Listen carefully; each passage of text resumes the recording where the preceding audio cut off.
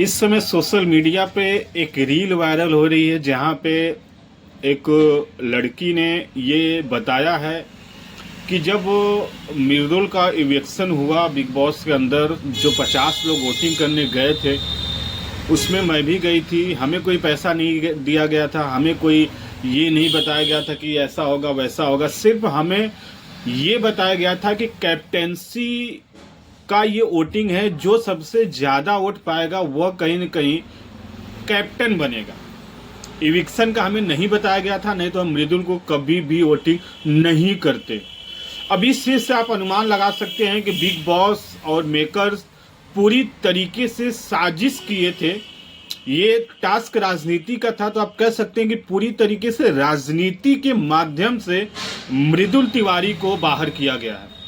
उसने बताया कि हमें कैप्टेंसी के लिए बताया गया था, वोटिंग करने के लिए। तो मृदुल पहले कैप्टन बन चुके थे और जीके बहुत देर से कैप्टन बनना चाह रहे थे।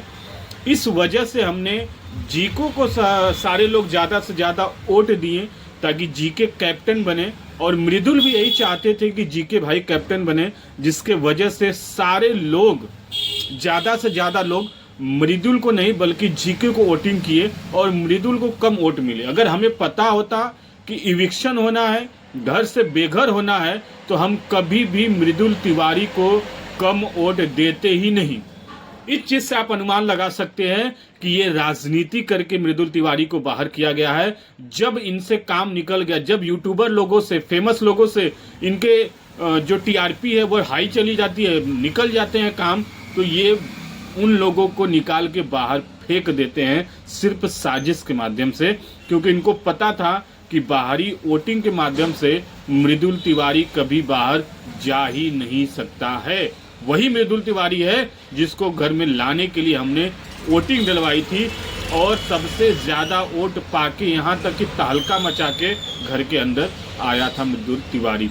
इस बारे में आपकी क्या राय है? आप अपनी राय कमेंट बॉक्स में दें।